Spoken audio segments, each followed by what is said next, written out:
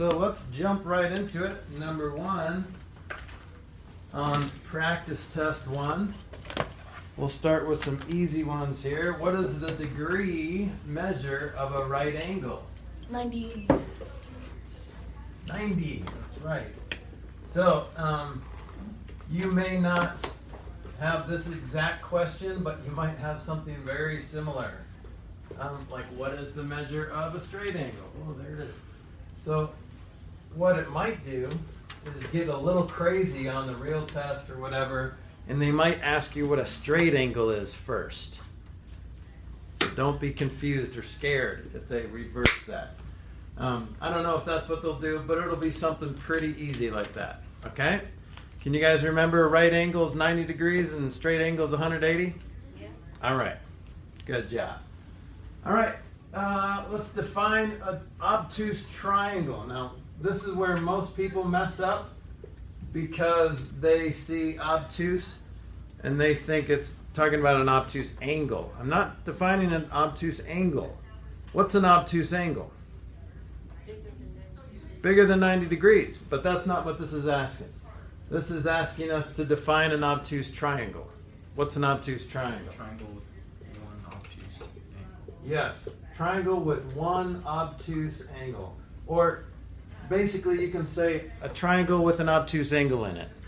That's pretty easy, right? Okay, what about a scalene triangle? So this is, you know how you can classify triangles with angles? And you can classify them with sides. So this is classifying with sides. Yes, Rayona. A triangle that has no equal sides. Yep, triangle with no equal sign sides. That's fine if you want to just say it like that. I'm all about shorthand. So you don't have to spell out triangle or equal. Just give me something like that. Okay? All right, so let's real quick go over the other triangle. What's the other triangle? There's a right triangle. How would you define a right triangle? Yeah, Nathan? A triangle with a right. With a right angle in it. That's right. Now, here's the tricky one. How would you define an acute triangle? Yeah.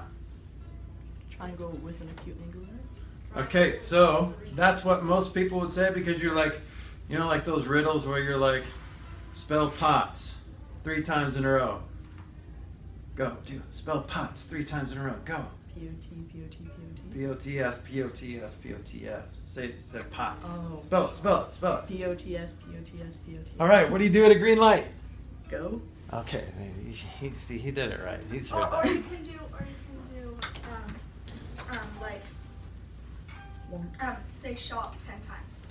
Shop, shop, shop, shop, shop, shop, shop, shop, shop, shop. Spell it out twice. S-H-O-P, S-H-O-P. What do you do at a green light? Yeah, so that's similar. Yeah. Green. I mean, you go, right? Okay. You would have 3 acute angles. 3 acute angles, because look, in an obtuse angle, there's 2 acute angles and an obtuse angle. So in every single triangle in the universe, there's at least 2 acute angles, okay? So an acute angle has 3 acute angles. That's probably going to be on the test. So write that down. Acute angle is a triangle with 3 acute angles. Okay? What's the name of a triangle that has 2 sides that are the same length?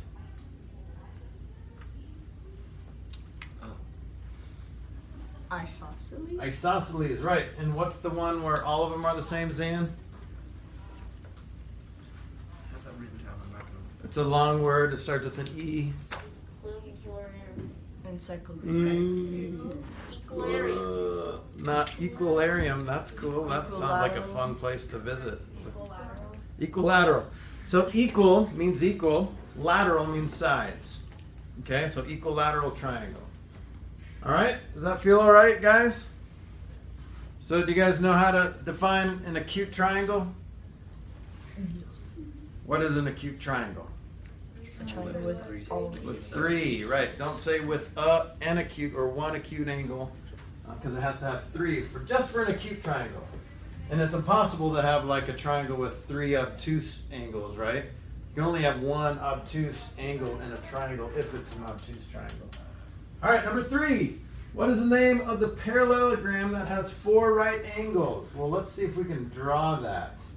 So a parallelogram is just a quadrilateral with 2 sets of parallel sides, right? Well, if they have 4 right angles, what is that called? A rectangle. A square. All right. Now, technically, square would be correct, but not specific. I mean, that's too specific. That's only one type of parallelogram with 4 right angles. So I'd probably give you partial credit. I'd give you like half credit if you said square. You were just. Yeah, no, I'm not serious. I know Okay. it's Elkin was just messing around. He knows that. Okay.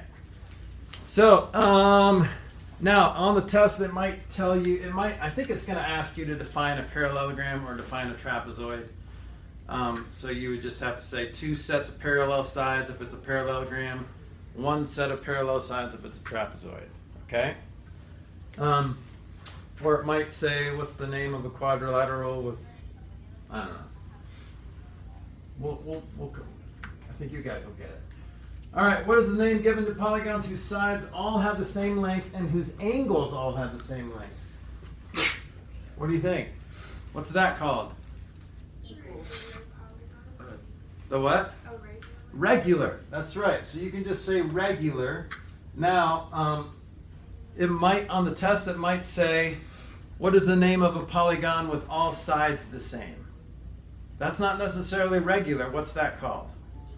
Equilateral. What's the name of a polygon with all angles the same? Equiangular. Okay? But a regular polygon has to have both all sides and all angles the same. Okay? So don't be tricked by that question on the test. I don't think it's going to ask, I don't think this is the answer. It might be the answer. I should probably look at the test so I don't lead you astray. But do you guys understand the difference between those 3 terms? Regular, equilateral, and equiangular? Okay, so regular is both equilateral and equiangular. All right, what is the sum of the measures of all 3 angles in any triangle? 180 degrees. 180 degrees, that's right. That's pretty easy to remember. Don't forget that. The radius of a circle is 5 centimeters. What is the circumference? Well, how do you find the circumference of a circle? 31. Yep, so pi times diameter. So does it give us the diameter? No, but it gives No, it gives us the radius, so what do you do? just 10 times 3.1. Yep, double it. So if r equals 5, then d equals 2 times 5, which is 10. So now we can use 3.14 for pi times 10. So what's the shortcut in multiplying a decimal by 10? Just move it over to the Just back. shove it over 1. So 31.4. And what's our unit? Is it centimeters? Okay, what if I, oh, that's what we're going to do next. Okay, number 7.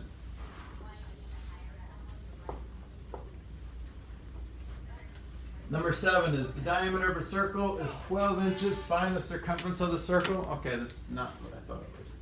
Diameter equals 12 inches. What's the circumference? Well, circumference is pi times diameter. So this is pretty easy, right? It gives you all the information you need. You don't have to chop it in half or double it. So 3.14 times 12, right? What'd you get? 37.68. 37.68, and is it inches? Yep. Good. All right, what if I asked you to find the area of this circle? What if I asked you to find the area of this circle? Pi r squared. Right? Pi r squared, right? So it would be, what is that, 25? Right, because if you're squaring r, it's multiplying by itself. 25 times 3.14. So that would give you like 78.5, I think. So, no, yeah. But it's not asking you for area. But it might on your test, okay? So remember those 2 formulas. You can write those down. If you need to look at formulas when you're taking a test, you can do that. I'm going to let you do that. But pi times diameter is pretty easy to remember. Pi r squared is pretty easy to remember. But sometimes when you take a test, whenever we take a test, we're just a little bit dumber. It's science. Okay, it's scientific. We're just a little bit dumber when we take a test. So you have to prepare for dumbness when you study for a test. All right, number 8. Use 2 unit multipliers to convert 36 inches to yards. You don't have to use unit multipliers if you don't want to. But if you do, I might just give you a little extra credit. Okay? So if you show me that you're getting it like this, 36 inches to yards. Do you remember the steps to unit multipliers? What do you do first? Wait, it's inches to yards? Yeah, well, yeah, so you can do it however you want, but I'm going to show you, because really there's 36 inches in a yard, right? So if it's 36 inches, it's 1 yard, right? Is it 36 inches? Yeah. And usually on the test, if this is the practice test, the test is going to say, okay, how many inches is 36 yards? So it's going the opposite direction. So instead of dividing by 36, you're going to multiply by 36. Okay, but if you show me this, then I will give you some extra credit. So what's the first step in unit multipliers? What do you do first? You take the first number and put it over 1. Yes, good job. So there's my first measurement, 36 inches. Don't forget the label. That's the most important part of unit multipliers, are the labels. Write first measurement over 1. Don't forget label. All right, what's the second step to unit multipliers? Find a measurement that'll cross cancel. Yes, multiply by a unit multiplier. So remember, a unit multiplier is the same measurement over the same measurement. So like 12 inches over 1 foot, or 3 feet over 1 yard, things like that. Multiplier that will cancel, that will cross cancel the first label.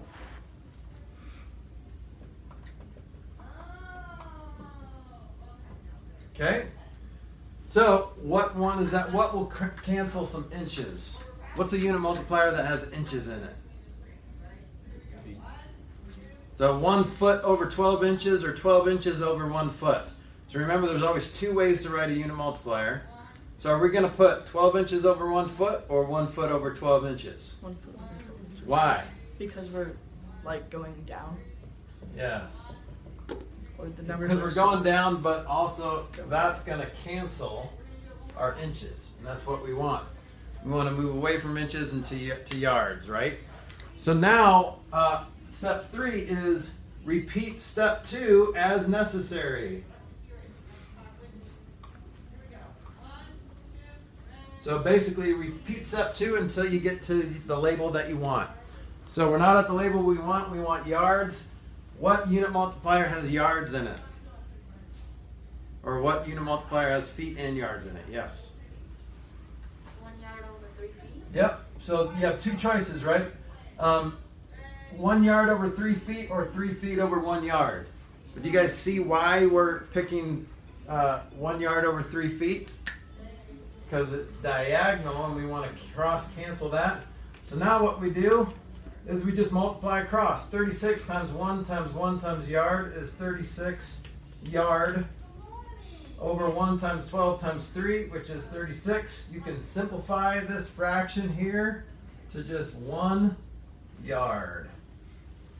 Okay? Now you don't have to do it that way, but if you show me that you're using unit multipliers, I'm going to reward you for that. So it's not going to be a huge amount of extra credit, but just a little bit of incentive to start thinking this way. And you can do it both.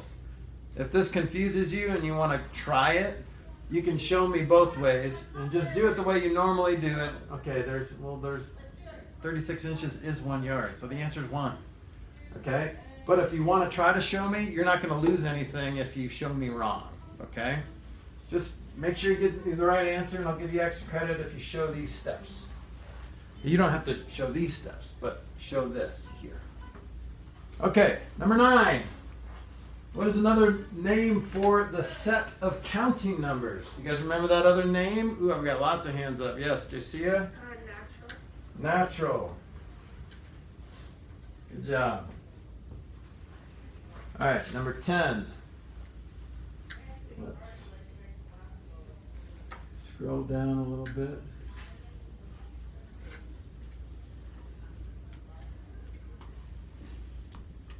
The perimeter of a square is 24 meters. What is the length of one side of the square? I like these problems.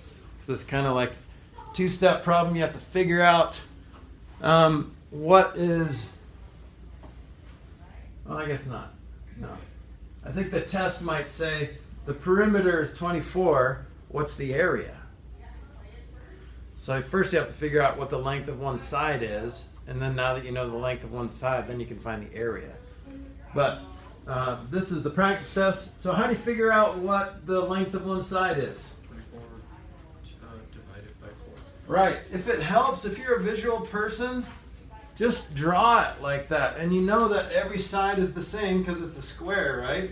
So if the perimeter is 24, that means this plus this plus this plus this. If you're adding the same thing 4 times, that's just multiplication.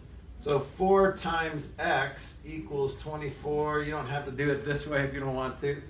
But you'll probably figure it out as soon as you draw the square. If you don't know it already, as soon as you draw the square, then you're probably gonna see the answer and see how to figure it out. Okay, so just divide everything by 4. So it's 6 inches is the length of one side. So if I wanted to find the area, what's the area of that square? 16. Not 60. I said 16. Not 16. 4 times 36. 6. 36. So 4 times 6 gives you back to the perimeter. Oh. But if I wanted to find the area, remember of a square, the length and the width are the same. So it's just 6 times 6. I did 4 times 4. So Yeah. yeah. Thinking about the perimeter for me. Yeah. So 36 inches squared, right? Or square inches. Okay, number 11. Oh, I Find have x. I have a shirt. What? Do you have an answer? Yeah, it's in the bottom left angle. Yeah. I have a shirt that says that. Find x, and then there's like an arrow point. It's right there. Have you seen that shirt? Yeah. It's like Dora the Explorer. Where's my map? That's right. I was Yeah. looking at my. I heard that movie was pretty good. Actually, Like, it was pretty good. it wasn't like cheesy or whatever. It but- wasn't like her going, "Hola, soy Dora. Vámonos, boots, vámonos." That's pretty good. Scary good, actually. Yeah. Freaky. Okay, so how do you find x besides pointing at it? Elkin? Can't you subtract 40 from 180 degrees? Yeah, so if you subtract 40 from 180, you'll get 140. That doesn't look like a 140 degree angle. What else do you need to subtract? 90 more because that's a right angle, right? So if you need to draw that in, put 90 degrees there. Oh, okay, now I have 2 out of the 3 angles, and all 3 have to add up to 180, right? So if this is 130 degrees, then 180 minus 130 equals 50. Okay, can you guys do a question like that on the test? All right. Number 12. All right, this is perimeter. Okay. So here's what 12 looks like. And here's what is important. The directions say corners that look square are square.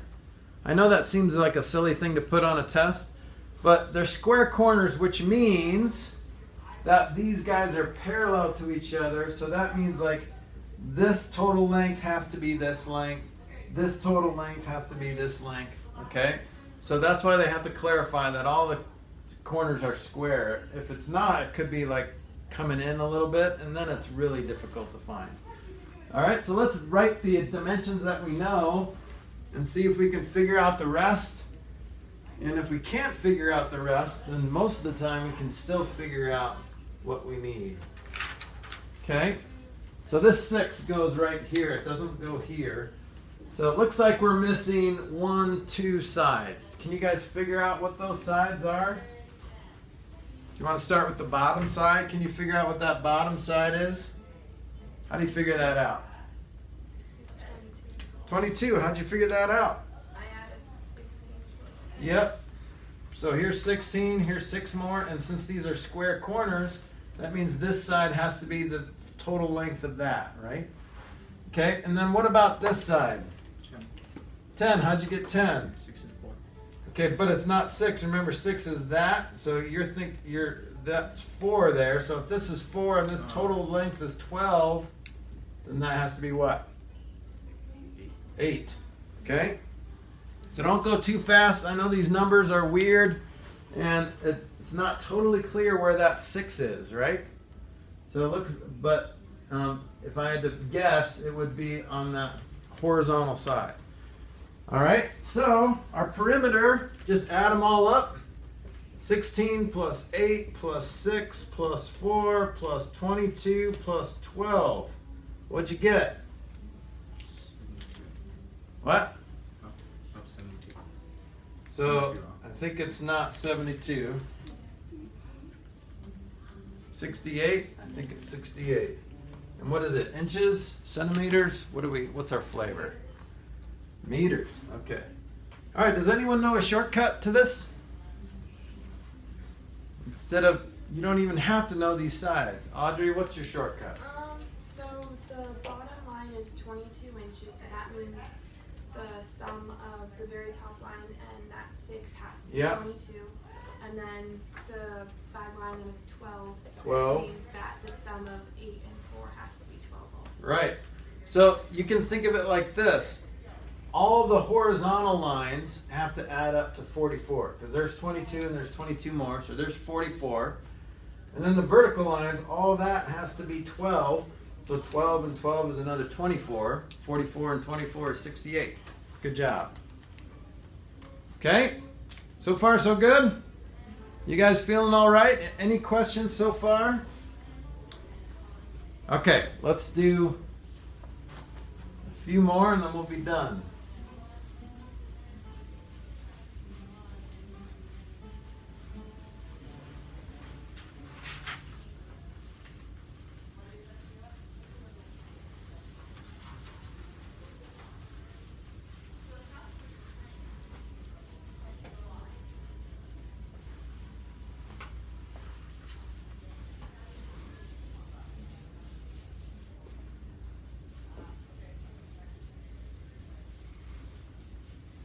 This takes a while to erase when you're erasing with Kleenexes. You're gonna have to do this start in fast motion.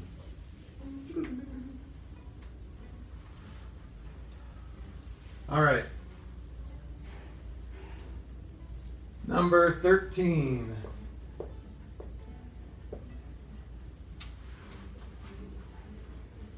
Okay, very similar to the last one, a little bit trickier because we've got that semicircle on there, which means we're probably just going to have a decimal answer. Okay? Now, technically, I don't really need to know that this is 4, but this is 4. Okay. So we're still finding the perimeter, so it's just the outside. So this part here, even though it's part of that rectangle, this is not part of the perimeter. So let's fill in what we know. We know that this has got to be 6 as well, right? If that's 6, then this is 6. Now how do you find this guy? How do you find the circumference of that, or the perimeter of that half circle? 8 times 2 pi. Multiply it times pi. What pi? Which by pi? The 4 by pi, that's a shortcut. Okay, you're right. Technically, what were you going to say, Hope? Well, you can multiply the 4 by 2, and then you would multiply that times pi, and then divide it by 2. Right. So what Ryona is saying is, really, you're multiplying the 4 by 2, and then you're eventually dividing it by 2. So you could just skip all that and just say pi times that radius. But if that's confusing to you, don't do that. Okay? And it doesn't work that way with area. Don't try to do that with area. But this is a nice little shortcut. To find the circumference of a semicircle, you just multiply pi times the radius instead of diameter. Because it's half. There's not pi diameters around that, there's only half of that. So half of a diameter is radius, so there's only radius diameters. So if I took that 4 and wrapped it around there, it'd be a little over 3. So 1, 2, 3, and then just a little sliver more. Okay? So that's just pi times 2, which is 6.28. So then I'm going to add my 6 plus 8 plus 6. See, I'm just going around and then add that 6.28. So what is that? 14, that's 20 plus 6.28 is 26.28 meters. Does that feel all right? So on those circle problems, if you don't get some kind of decimal, you probably did it wrong. Okay? Most of the time. All right, let's get into some fractions.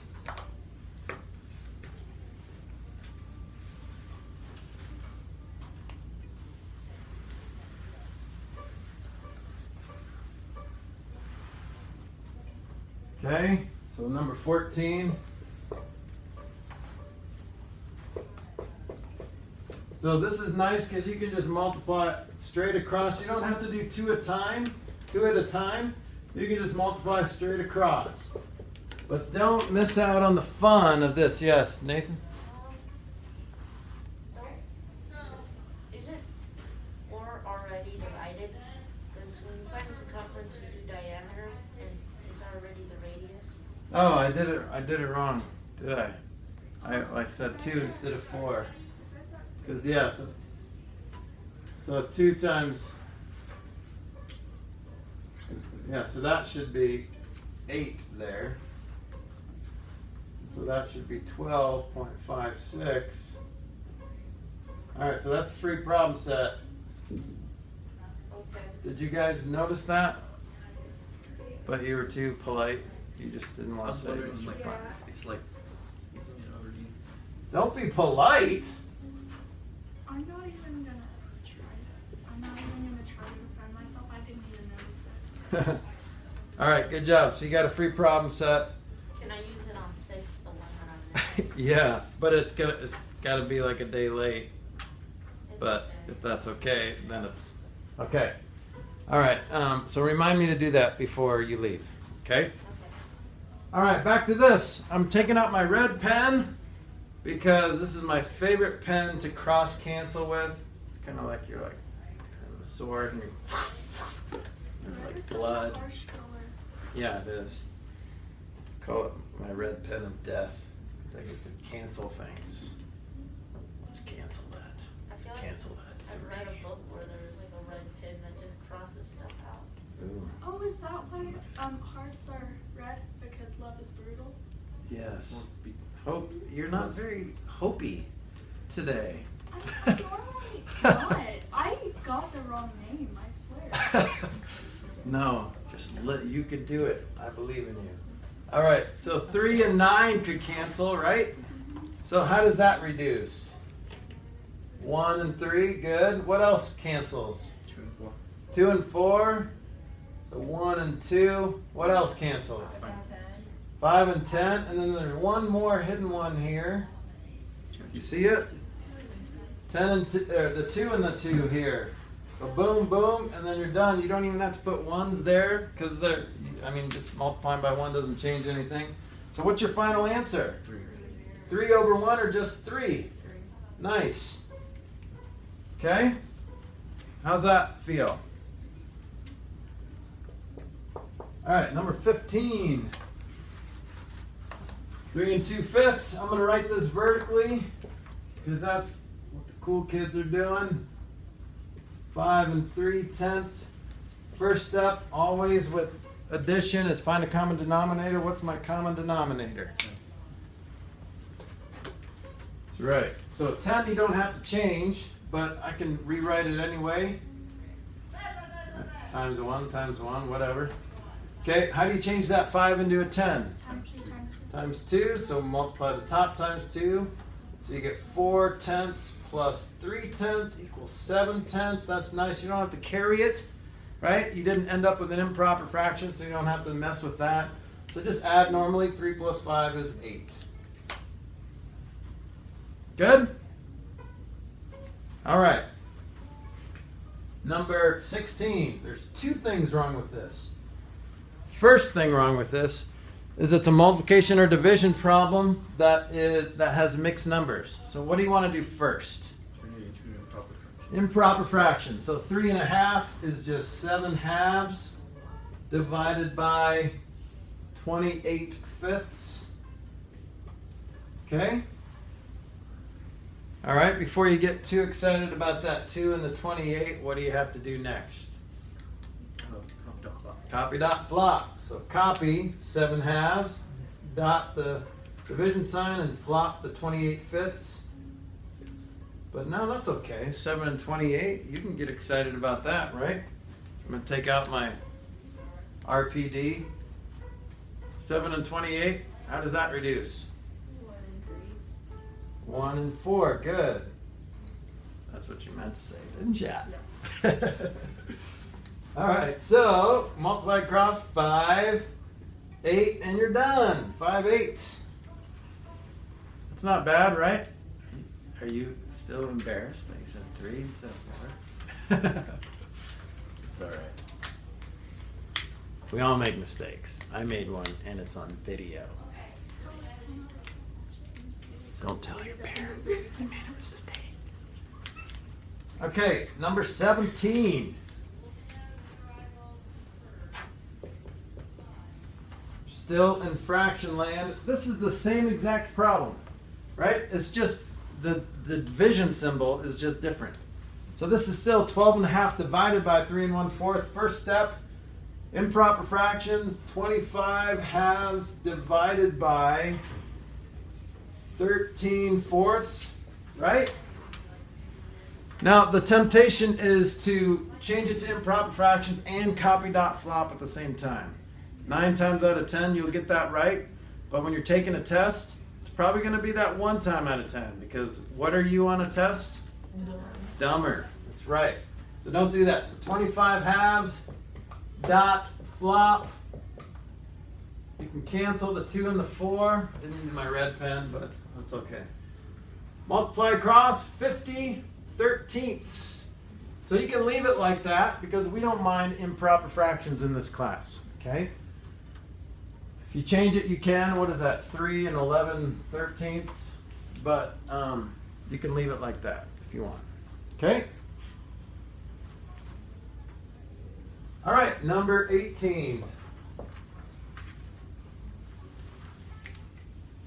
All right, so this is a fun little division problem, but here's the deal. You've got a calculator that you are allowed to use, so you can use that. Let's use calculator. Yes. I'm as scared as the seconds. Yeah, but Wait, in the test? yep, you can use a calculator. I know, sorry to steal the joy. But if you didn't use a calculator and you wanted to be cool, Oh my god, that's so cool. 1, 2, 3, 4, you got to get rid of that decimal in the divisor, right? Whatever you do to the divisor, do to your dividend. So you need to add 1 0 there. And you can divide that, and I think it comes out real nice. What is it? 5? All right, so it's just 5. 5 times all that is this, and you're done, okay? But for the love of Pete, just use a calculator, okay? So much nice. Kurt.